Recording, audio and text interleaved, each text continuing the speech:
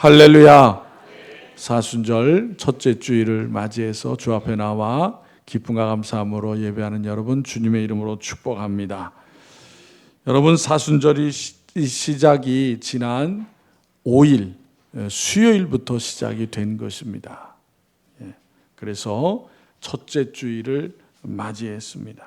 사순절이라고 하는 말은 네 번의 열흘의 기간이라는 말이에요.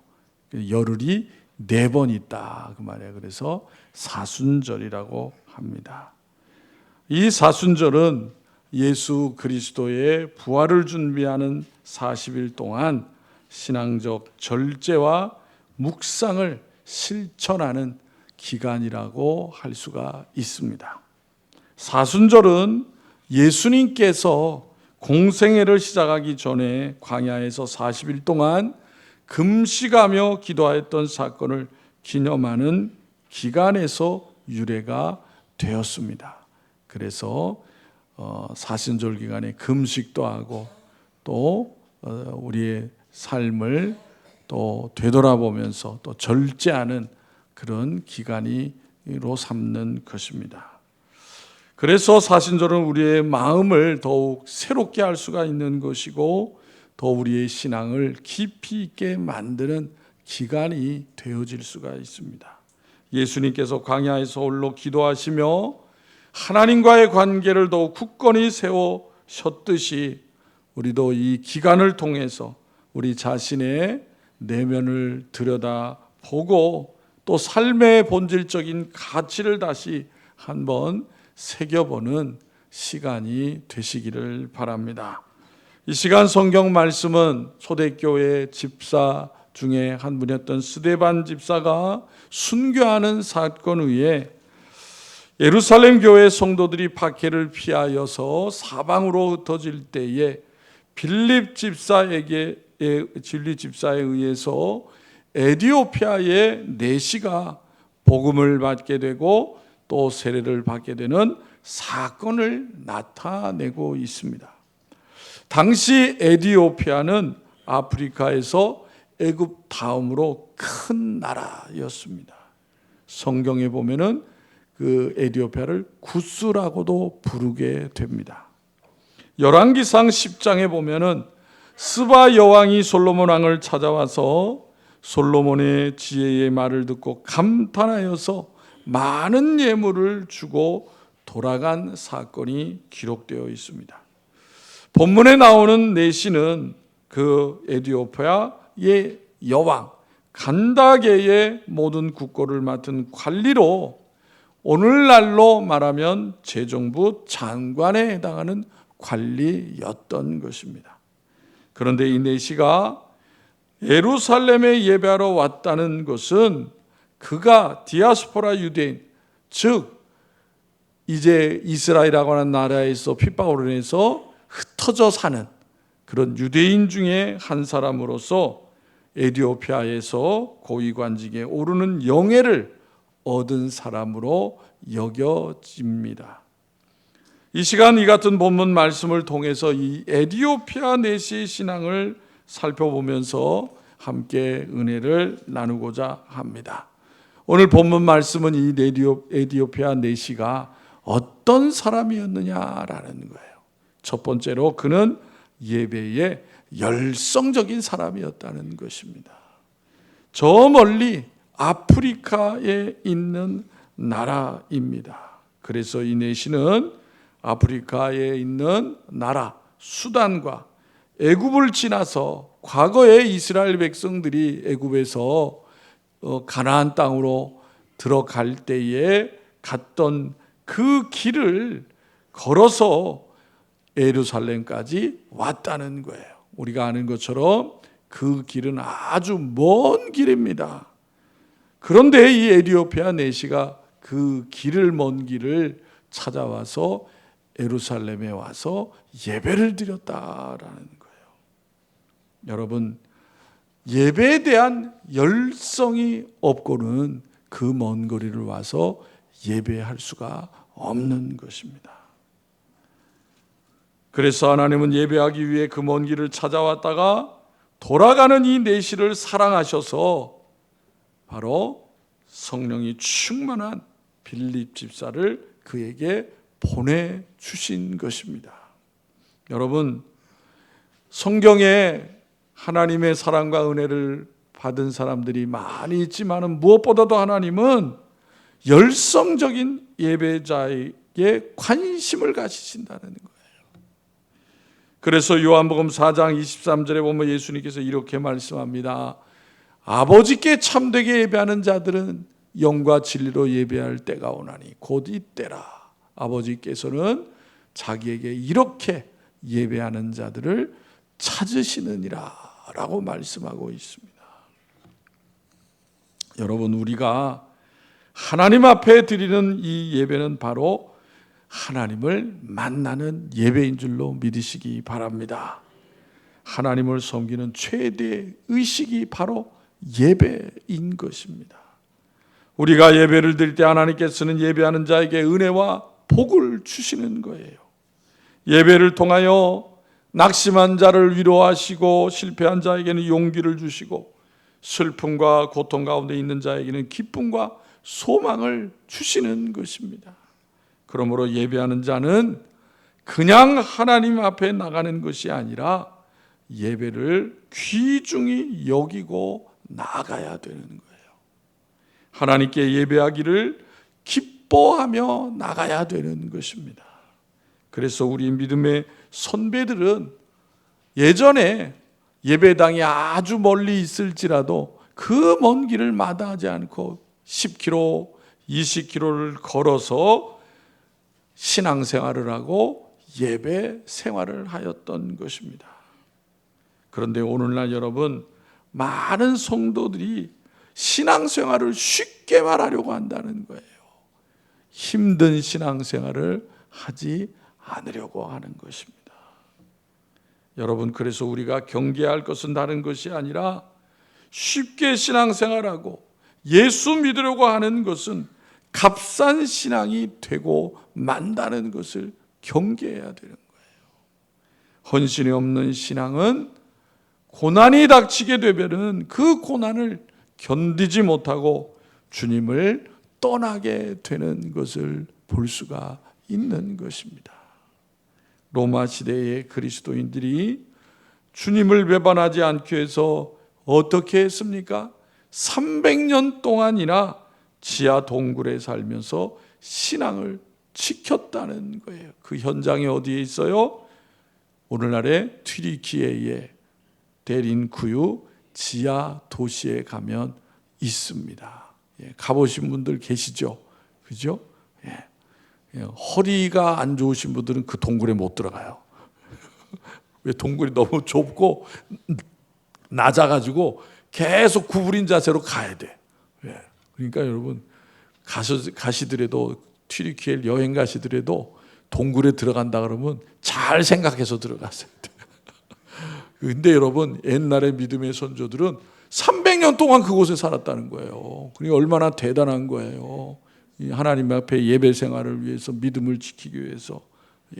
그런 믿음의 선조도 있는 것을 우리는 알아야 하는 것입니다. 그러므로 여러분, 오늘 이 시대에 세상적인 풍조들이 밀려오고 있지만은 예배에 대한 열심을 우리는 다시 회복하고 하나님께서 기뻐 받으시는 예배를 드리는 성도들이 되시기를 바랍니다. 에티오피아 내시는 예배에 대한 열정이 있었어요. 그런 분주한 공무 중에도 예배를 결코 소홀히 하지 아니하였습니다. 여러분, 이 에티오피아 내시가 그 예루살렘까지 오면서 예배만 드리는 일을 했겠느냐라는 거예요. 다른 공부도 했겠죠. 먼 길을 왔으니, 그죠? 그러나 무엇보다도 예배를 소중히 여기고 중요하게 여겼다라는 거예요. 여러분, 오늘날 우리도 마찬가지예요. 요즘처럼 바쁘고 분주한 때가 어디에 있습니까? 서울 한복판 가면 사람들이 아주 바쁘게 다니잖아요. 바쁘게 되면 뭘 그렇게 바쁘게 다니는지. 그 수많은 사람들이 각자 여기저기 막 빠르게 다닙니다. 시골에 가면 사람 구경하기도 어렵지만은 서울에 사는 사람들은 맨날 수많은 사람들 구경하잖아요. 그죠? 예, 그런데 그런 바쁜 일상 가운데 예배를 소중히 여기고 드리는 예배가 얼마나 귀한 예배가 되겠느냐라는 거예요. 하나님께서 기뻐하시는 예배가 되지 않겠습니까? 그러므로 여러분의 삶 속에서 예배가 가장 소중한 시간이 되시기를 바랍니다. 두 번째, 에디오피아 내시는 말씀을 사모하는 사람이었다는 거예요. 우리 다 같이 28절 읽겠습니다. 28절 다 같이 시작. 돌아가는데 수레를 타고 선지자 이사야의 글을 읽더라. 이 지금 에디오피아 내시가 지금 돌아가는 중이잖아. 그렇죠? 그러니까 일을 다 마친 거예요. 예배도 드렸어. 그런데 그 수레를 타고 하면서 다른 거 한 게 아니라 성경을 읽었다는 거예요. 두루마리 성경. 그때 당시에는 두루마리잖아요. 성경이 두루마리로 되어 있잖아요. 예. 여러분, 두루마리가 얼마나 큰 줄 아세요? 예? 길이가요 한 이만해요. 예. 두루마리를 만들면 굵기가 한 이 정도 됩니다. 이 정도 돼. 예. 그거를 여러분 수레를 타고 오면서 이렇게 들고 읽는다고 생각을 해보세요. 읽는다고.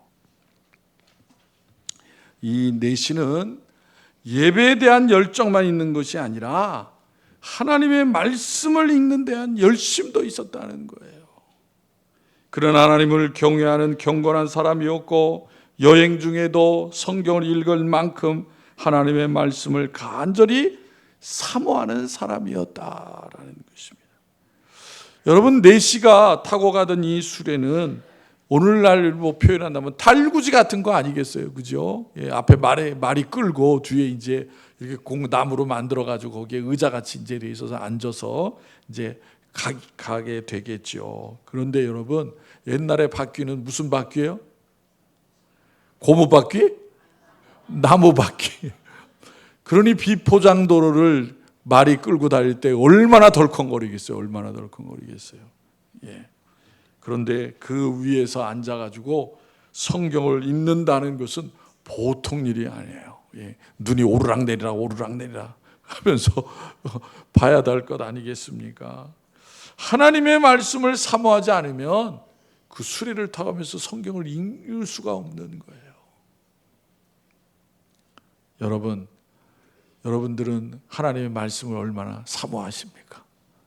예. 주일날뿐만 아니라 평소에도 하나님의 말씀 성경책 또 여러분 핸드폰에 성경이 있으십니까? 예. 아멘. 예. 그래요. 성경책 요즘에 뭐 들고 다니기가 불편하시니까 요즘 핸드폰에 다 이렇게 할 수 있잖아요. 그죠? 예. 그냥 폼으로 들고 다니지 마시고 꺼내서 읽으시기 바랍니다. 에디오피아 내시는 성경을 눈으로만 읽은 것이 아니에요. 어떻게 했다 그랬어요? 입으로 소리내서 읽었다는 거예요. 그래서 28절에 읽더라는 말은 큰 소리로 읽었다는 의미예요. 큰 소리로. 여러분, 수레를 타고 가는데 누가 있어요? 뭐 듣는 사람 아무도 없잖아. 그죠? 그런데 자기를 위해서 크게 읽는 거야. 왜? 그 수레가 가면서 시끄럽잖아요. 그죠? 그런 읽게 되면은 자기 머릿속에 읽는 것이 더 잘 들려지게 되고 깊이 생각할 수도 있지 않습니까? 에디오피아 내시는 덜컹거리는 달리는 수레 위에서 이사야서를 열심히 읽고 갔던 거예요. 그런데 여기서 우리가 알 수 있는 것이 있습니다. 그것은 뭐냐면 하나님은 그분의 말씀을 사모하는 자에게 깊은 관심과 애정을 가지신다는 거예요. 여러분, 성경이 이 에디오피아의 내시의 모습을 이렇게 자세하게 기록한 이유가 있을 거 아니에요. 그냥 뭐 심심해서 그렇게 표현했겠어요? 그게 아니잖아요. 그죠? 중요한 것은 이러한 열심 있는 내시를 하나님은 지나치지 않았다는 거예요. 내버려 두시지 않은 거예요. 어떤 방식으로든지 성경에 대해서 궁금하게 여기는 이 내시에게 구원의 진리를 알도록 은혜를 주신다는 거예요. 은혜를. 마치 시냇물을 따라가는 자가 샘을 발견하는 것처럼 하나님은 말씀에 관심을 갖고 그 말씀을 읽고 뜻을 알려는 자에게 하늘의 구원의 비밀을 깨닫도록 은혜를 베풀어 주신다는 거예요. 여러분 생각해서요. 왜 하필 그때에 이사야서를 읽었느냐 그 말이에요. 이사야. 그것도 53장을 읽었느냐 그 말이에요. 그리고 그 성경을 읽고 있는 이 내시에게 누구를 보내셨어요? 빌립 집사를 보냈다는 거예요. 29절 보겠습니다. 29절 다 같이 읽겠습니다. 시작. 성령이 빌립더러 이르시되 이 수레로 가까이 나아가라 하시거늘이라고 했습니다. 이 내시를 빌립이 만나고서야 왜 26절에 언급한 것처럼 주의 사자가 자신에게 가사로 가는 광야 길로 가라고 했는지를 아는 거야. 깨달은 거야.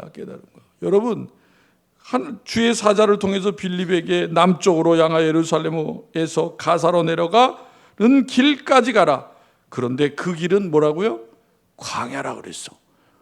광야에 평상시 사람들이 다니지 않는 거예요. 광야에 뭔 일로 가겠어요? 아무것도 없는데, 나무도 없고 물도 없는데. 그런데 빌립더러 주의 사자가, 천사가 가라 그랬어. 이유가 뭐예요? 에디오피아 내시가 거기 지나가기 때문에 가라 그런 거예요. 하나님의 섭리가 있었다라는 거예요. 에디오피아 내시에게로 가서 그가 읽던 이사야 예언의 말씀을 풀어 설명해 주고 복음을 전하도록 했다는 거예요.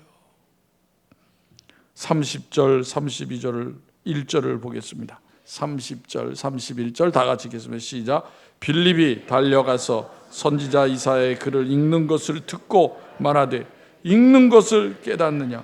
대답하되 지도해 주는 사람이 없으니 어찌 깨달을 수 있느냐 하고 빌립을 청하여 수레에 올라 같이 앉으라 하니라.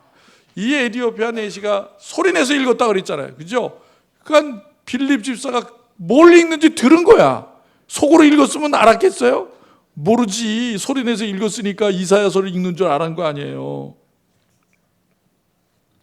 그래서 빌립이 그 뜻을 아느냐고 물으니까 이 내시가 가르쳐주는 사람이 없는 내가 어떻게 알겠느냐라고 얘기하면서 자신의 수레에 올라타서 설명해 줄 것을 요청하게 되는 것을 볼 수가 있습니다.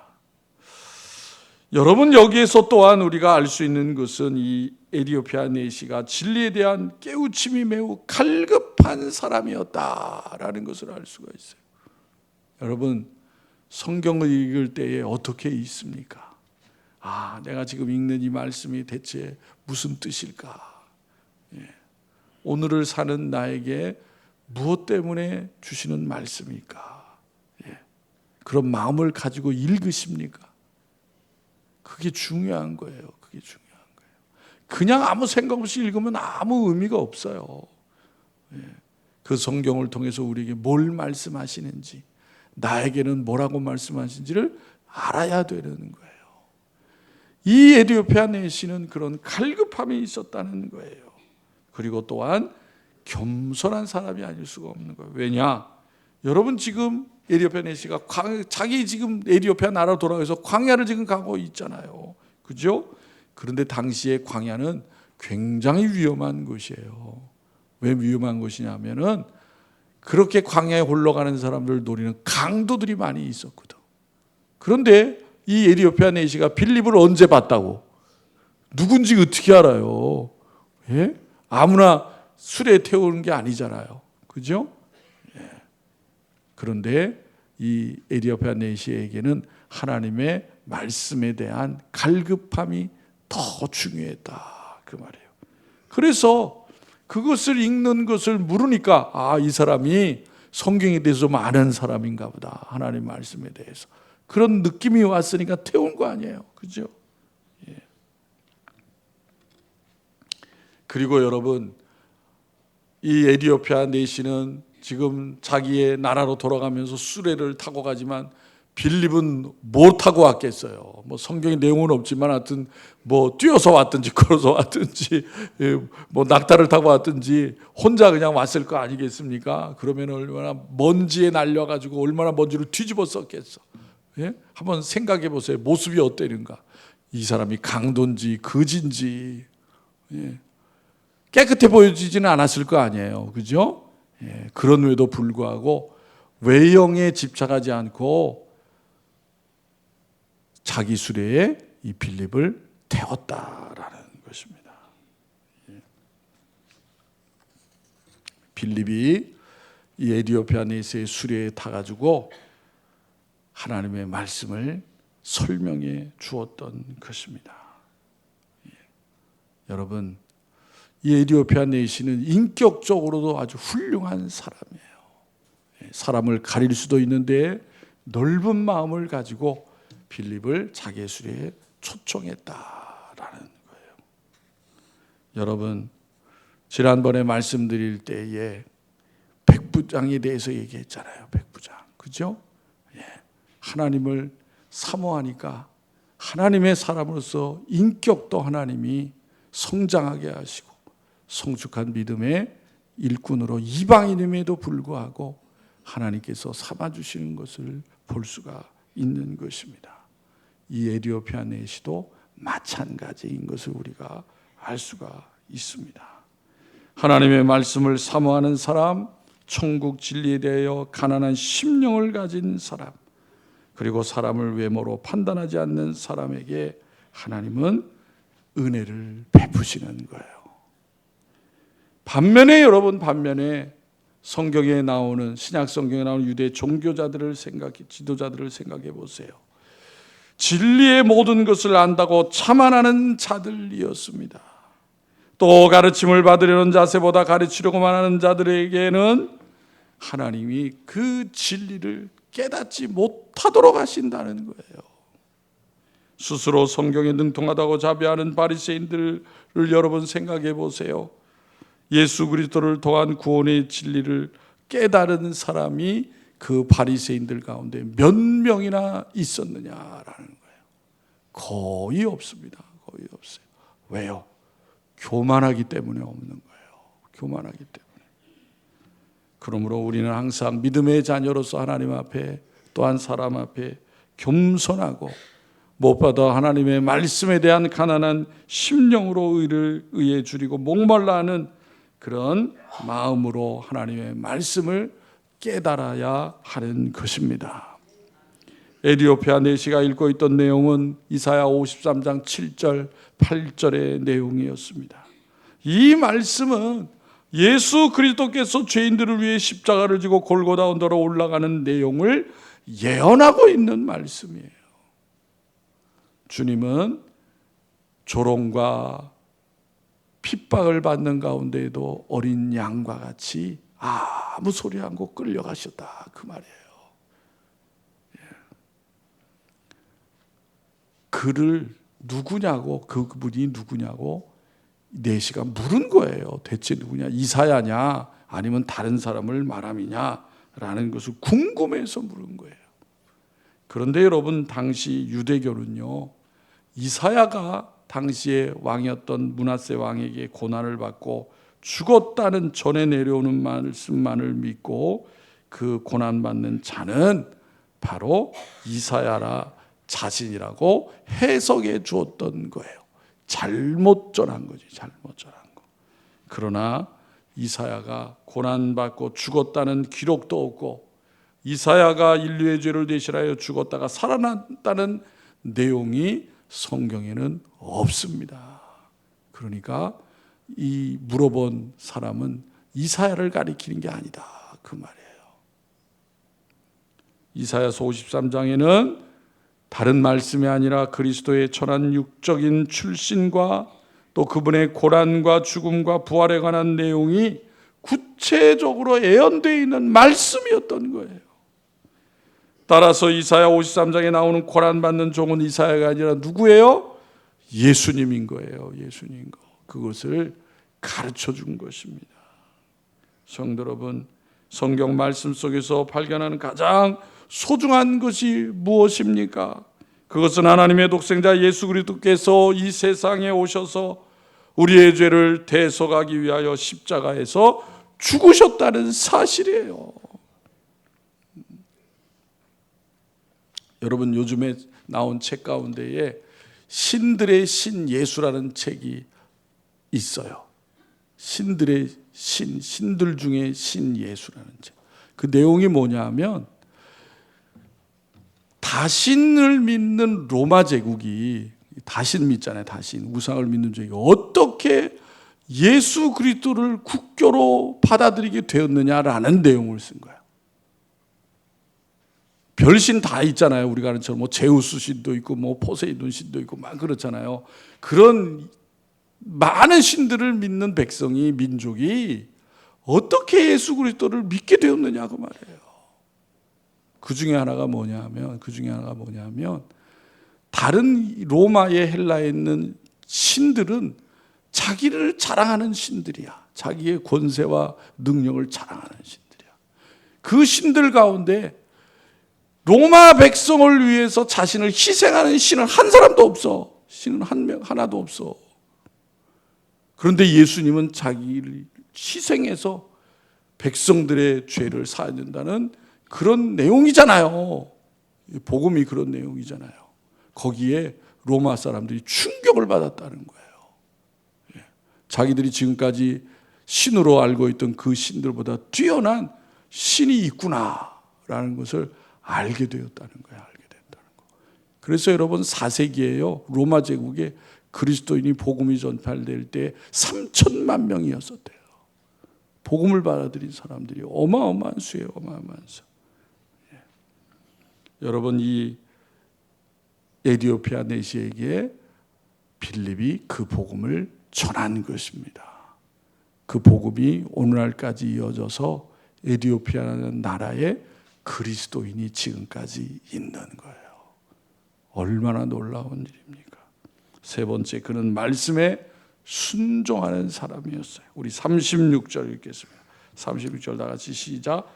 길 가다가 물이 있는 곳에 이르러 그 내시가 말하되 보라 물이 있으니 내가 세례를 받음에 무슨 거리낌이 있느냐. 예, 복음을 듣고 어떻게 했어요? 죄인은 구원을 받으려면 세례를 받아야 된다고 가르쳤겠죠. 전했겠죠. 그러니까 이 내시가 그 자리에서 결단한 거예요. 결단. 무슨 거리낌이 있겠냐. 내가 그럼 세례 당연히 받아야지. 믿음의 결실은 어디에 있습니까? 말씀에 대한 순종에 있는 거예요. 순종에. 여러분, 세상에는 자신의 아는 지식의 교만함 때문에 하나님을 만나지 못하는 사람들이 많이 있습니다. 자기가 하나님보다 더 똑똑하다고 생각하는 거예요.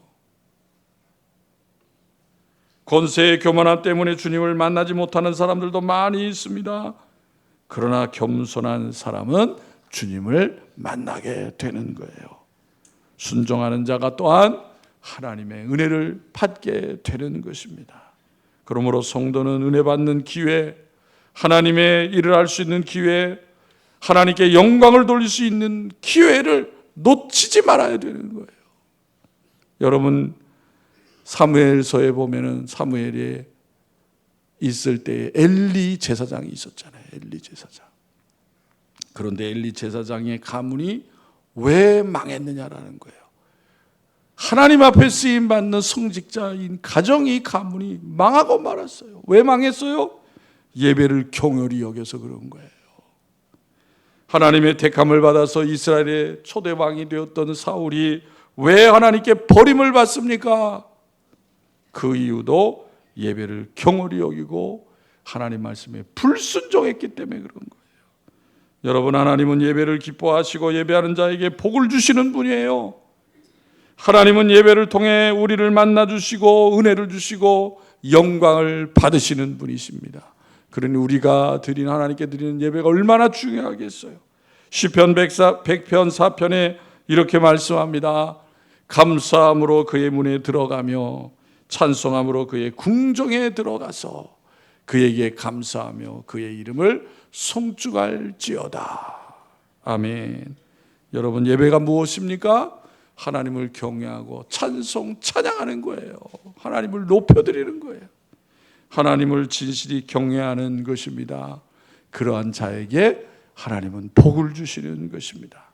그러므로 어떤 어려운 여건 속에서도 우리는 예배를 소홀히 여기지 말고 예배를 소중히 여기시는 성도들이 되시기를 바랍니다. 여러분, 벌이요, 뭘 만들어요? 그렇죠. 근데 꿀 중에서 제일 중요한 게 뭐예요? 꿀 중에서 제일 비싼 게요, 로얄 젤이요. 드셔보셨나 봐요. 잘 아시네요. 그런데 여러분, 벌이 많이 있잖아요. 애벌레가 이제 알을 낳잖아요. 그죠? 그런데 대부분은 다 무슨 벌이 됩니까? 일벌이 돼요. 한 마리만 뭐가 돼요? 여왕벌이 되는 거예요. 근데 여왕벌이 어떻게 돼요? 여왕벌이 어떻게 되냐고요? 그렇죠. 예, 맞아요. 로얄 젤리를 많이 먹는 벌이, 애벌레가 여왕벌이 되는 거예요.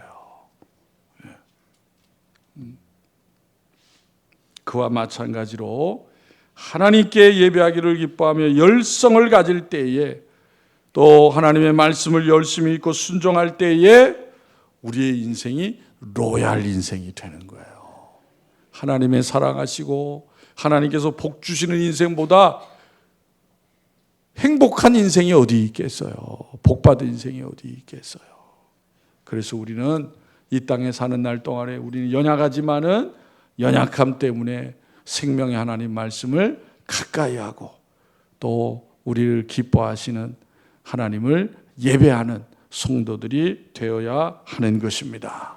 그러므로 사랑하는 성도 여러분, 어려운 때에 더욱더 하나님이 기뻐하시는 예배와 또 생명의 말씀을 사모하고 그 말씀을 순종하는 삶으로 주님의 은혜와 복을 받는 성도들이 다 되시기를 주님의 이름으로 축원합니다. 기도드리겠습니다. 하나님 아버지, 감사합니다. 오늘 복되고 거룩한 날, 또 사순절 첫째 주일을 맞이하게 해주시고 사랑하는 성도들이 주 앞에 나와 또 예배하며 또 하나님의 말씀을 통해서 우리가 이 땅에 사는 날 동안에 여호와 하나님을 기억을 하고 우리의 창조주 되신 하나님을 경외하며 예배하는 것이 얼마나 소중한 것인가라는 것을 다시 한번 깨닫게 하신 줄로 믿습니다. 험난한 세상 가운데 많은 사람들이 방황할 때에 생명의 말씀을 의지하며 실족하지 아니하고 또한 바른 길 가게 하심을 감사합니다. 아버지 하나님, 여전히 혼란한 세상 가운데에 사랑하는 성도들이 하나님께서 주신 믿음을 소중히 여기고 또 하나님을 온전히 기쁨과 감사함으로 경외하여서 이 어려운 시대를 믿음으로 잘 이겨나가게 하여 주옵시고 하나님의 사랑과 은혜로 충만한 삶을 이루어 나갈 수 있도록 도와주시옵소서. 아버지 하나님, 혼란과 전쟁으로 고통받는 백성들을 불쌍히 여겨주시고 그 어려운 가운데 하나님을 찾게 하여 주시옵소서. 이 나라 이 백성도 많은 환난과 아직도 아버지 하나님 혼란 가운데 있는 이 나라를 하나님 긍휼히 여겨주셔서 하나님의 은혜가 회복되게 하여 주시옵시고 하나님의 인도하심을 받고 바른 길 갈 수 있도록 역사하여 주시옵소서. 믿음의 성도들이 각 처소에서 하나님의 자녀된 본분을 바르게 행할 수 있도록 도와주시옵소서. 아버지 하나님, 육신의 질병과 연약한 가운데는 많은 성도들이 있습니다. 어려울 때에 낙심하지 않도록 은혜를 베풀어 주시고 연약한 모든 야약한 것들을 치료하여 주셔서 건강함을 통하여 하나님 앞에 더 귀하게 쓰임받는 삶이 되어지게 하여 주옵소서. 성도의 가정에 또 일터에 함께 주시어서 하나님의 자녀된 아버지 아름다운 모습을 통해서 많은 사람들에게 본이 되게 하여 주시옵시고 하나님이 함께 하심을 나타내는 귀한 삶 되어지게 하여 주옵소서. 우리의 자녀들이 믿음 잃지 않게 하여 주시고 하나님의 말씀으로 지혜와 권능과 명철을 얻게 주시어서 꿈과 소망을 품고 이루어가는 삶이 되어지게 하여 주시옵소서. 주님의 교회가 흔들림 없이 굳건히 서며 진리의 말씀만을 바르게 잘 증거케 하여 주시옵시고, 방황하는 많은 영혼들을 주 앞에 인도하고 구원 얻는 역사가 있게 하여 주시옵소서. 우리 시롤 요한과 그 같은 하나님께서 이 땅에 주신 귀한 사명을 기쁨과 감사함으로 풍성히 이루어가게 하여 주시옵소서. 우리를 언제나 변함없이 사랑하시는 예수님의 이름으로 기도하옵나이다. 아멘. 찬송.